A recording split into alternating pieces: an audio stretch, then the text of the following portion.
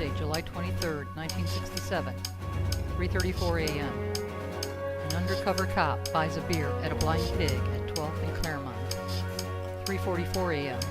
Police arrest 82 patrons. 4:45 a.m. Police clear the building, but an angry crowd gathers and starts to hurl stones. The riot has begun. 5:20 a.m. Police Commissioner Ray Girardin receives a call on the emerging crisis. He calls Mayor Jerome Kavanaugh. 6:30 a.m. The riot's first fire is set in a 12th Street shoe store. Noon, the calm before the storm. Crowds wander aimlessly. Rumors of police brutality spread. 3 p.m. Crowds and fires grow. Governor George Romney sends in 400 state police. 6:13 p.m. The first of 4,000 National Guardsmen arrive. 6:30 p.m. Governor Romney imposes a 9 p.m. to 5 a.m. curfew in the city. No one is allowed into the city except in daytime. 9 p.m. Romney declares a state of emergency. 9:41. The 9 p.m. to 5 a.m. curfew is extended throughout Wayne County. 11:55 p.m. U.S. Attorney General Ramsey Clark is alerted. The death toll is 0. Monday, July 24th, 12:01 a.m. The riot claims its first victim. The riot's first 3 victims are white. 9 a.m. The Detroit Tunnel and Ambassador Bridge traffic are severely restricted. 10:05 a.m. President Lyndon Johnson and Secretary of State Robert McNamara meet to discuss troop deployment. 10:46 a.m. Governor Romney requests federal troops. 2:30 p.m. The first of 5,000 regular Army troops arrive at Selfridge Air Force Base. 10 a.m. More than 800 stores have been broken into or burned. 10:40 a.m. All city gas stations are ordered to shut off pumps. 11:56 a.m. President Johnson goes on national TV to explain the Detroit situation. Most businesses and schools are closed. Death toll is 16. Tuesday, July 25th. Rioting is slowing. Violence continues. More than 90 fires are set. The Detroit Tigers postpone their game against the Baltimore Orioles. Death toll is 26. Wednesday, July 26th. Traffic ban between Windsor and Detroit is lifted. The death toll is 37. Thursday, July 27th. Looting and arson subside. The ban on liquor is lifted, though the restrictions remain on firearms and gas. The 9 p.m. to 5:30 a.m. curfew, lifted earlier in the day, is reinstated when sightseers hamper the cleanup efforts. By 8 p.m., 3,751 people have been arrested. Death toll is 38. Friday, July 28th. Firefighter John Ashby dies from burns. He is the second and last firefighter to succumb to injuries. Troops begin withdrawing from the streets of Detroit. Jerome Alshaw, the only police officer to die in the riots, is buried.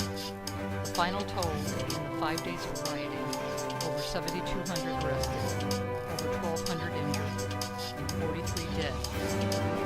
The youngest dead being Tanya Landon, age 4, shot by National Guardsmen when her father lit a cigarette in a darkened window.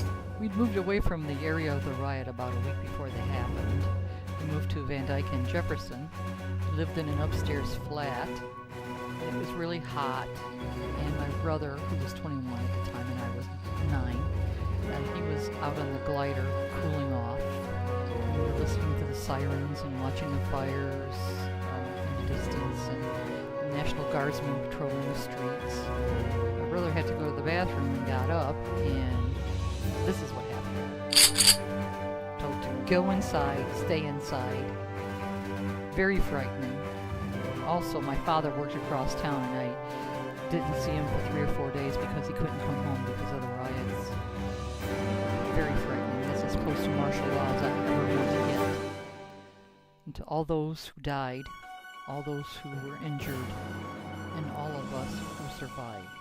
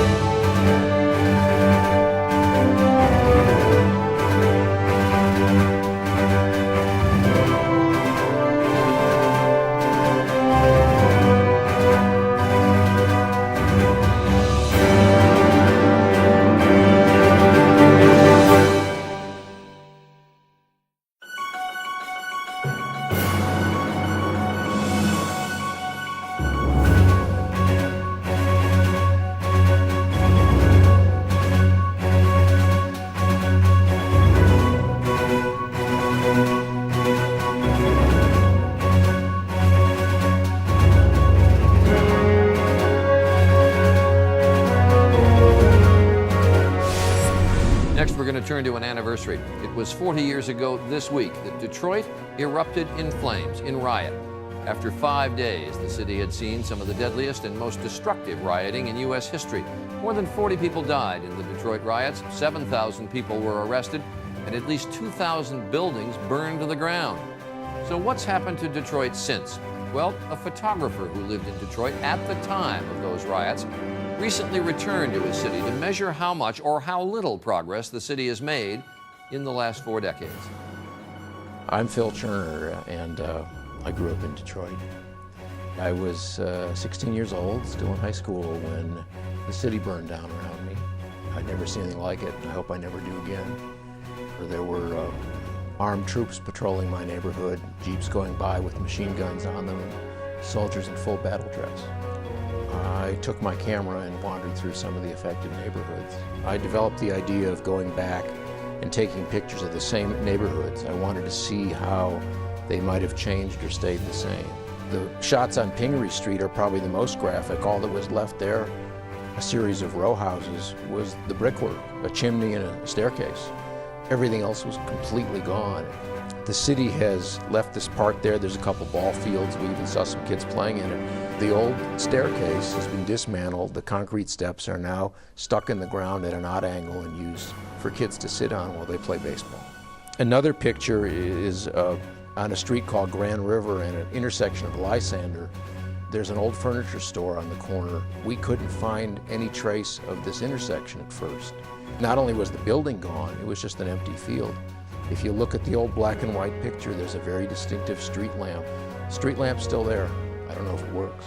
There were times during the riot where it was too dangerous for firemen to try to put out fires, so things just burned. And when it was all over, there wasn't a whole lot left. It was really living in a battle zone. Checkpoints, tanks, fellas in helmets with M1s over their shoulder. It was scary. There's one kid walking down the block, and I think there's a cat walking through the picture at the same time. And for me, it just emphasized that this wasn't just a ruin and it wasn't just a fire, it was somebody's neighborhood. These were people's houses. One minute they were living at home, and the next minute they were completely out on the street. And I don't know that the city's ever recovered from that trauma.